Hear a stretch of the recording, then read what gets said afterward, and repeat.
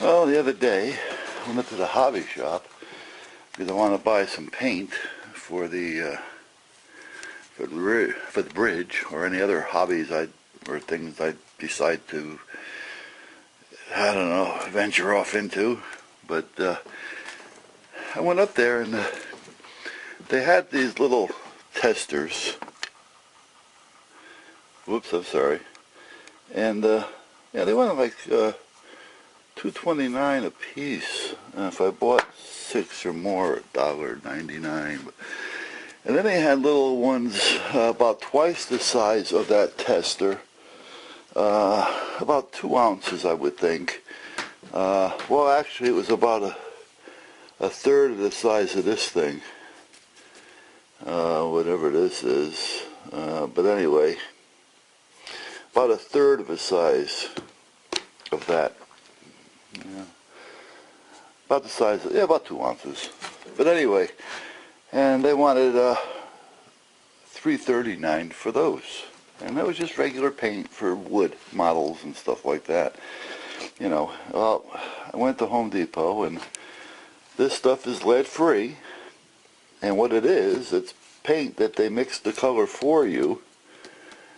Alright, and it's actually for samples. If I wanted to paint a couple of spots on a wall and I wasn't sure of the color that I wanted, I would have them make up a sample of whatever color I wanted, and this would give me enough to paint maybe a 2x2 or a 3x3 space on the wall to give me enough of an idea on the color and if I liked it or not. So anyway, this was only, if I remember right, $2.79.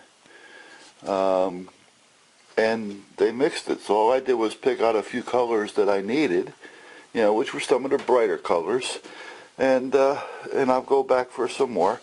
And for $2.79, I've got myself lead-free, so it's okay, it's safe, and I've got myself a lot more than if I would have gone to the hobby shop and paid for it.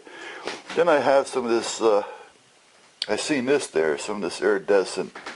And I'm a sucker for when it comes to this stuff for some reason. I don't know why, but that's all there is to it. And I said, you know what? I think this was like $4 and change. So I said, yeah, let me try some of that, because if I decide I want to do something with that round flag that I'm doing over there that you cannot see right now because it's covered in buckets filled with birdseed, I can maybe do it with some red, white, and blue sparkle. So then I picked up a can of semi-gloss black and a small can of semi-gloss white. And then I picked up some of this stuff, which I have about 4 cans of this already in different colors. This was $7 and change a can again, which isn't bad for the size. What I like about this too, it's not water-based. So it definitely it holds up, and you thin it down with, if you have to thin it down, you use a little acetone, but it works good. And sometimes it's better to thin it down a little bit, especially if it's fresh wood, because you want it to soak into the wood. And then when you put your second coat on, the second coat will adhere to the first coat, which is soaked into the wood. So that's how that works. You ask me how I knew that. Well, my grandfather was in business for, I don't know how many years, 60 years, as a painter of homes. And it was a profession to him, so he considered himself a professional. And he always says a painter is a painter. Because I've always tried to talk him into doing some siding and roofing and such like that, and you know, because I used to help him every now and then and work for him on weekends and stuff like that when I was a youngin'. Yeah, and I said to him, Pops, I says, you know, we got guys out here putting in storm windows and putting on gutters, I says, and you know, putting up roofs. I says, you know, why don't you do that too? You know, he says, a painter is a painter. He took pride in being a painter. You know, and it's not like painters today, believe me. We used to mix our own colors right on the job site using powder, using, you know, cream mixes.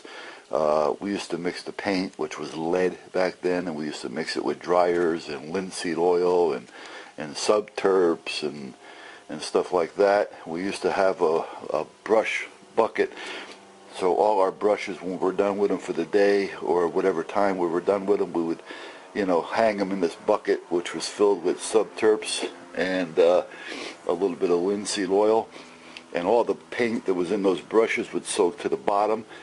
And then after a week or two, you know, we'd have enough in there, believe it or not, to make a stain. So if we ever had to stain a house, because all you do is add little dryers to it, and you know, we'd have, you know, add more terps to it, you know, subterps and some more linseed oil and things, and the next thing you know, we'd have 10, 15, sometimes more gallons of stain. We used to mix them in big, you know, 25, 30 gallon trash cans, and we'd have enough stain there just to paint a house if we had to.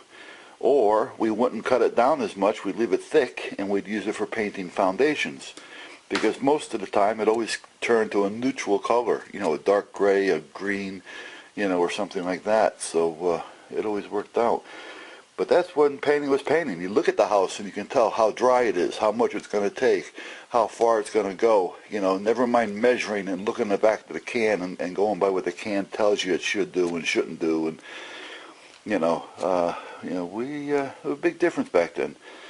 You know, so back then a lot of ceilings were made of canvas and they used to hang a little bit. You know, they weren't sheetrock or things.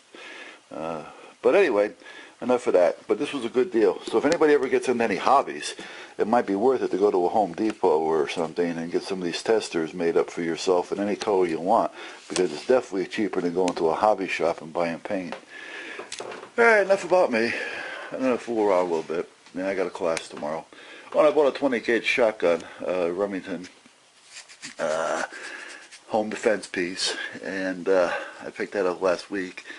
And I just ordered the Mossberg SA-20, 20 gauge semi-automatic, so-called tactical, and that should be in tomorrow. So after the class I may run down there and see if it's in. So I'll be doing a video on a couple of the shotguns. So catch you later, guys.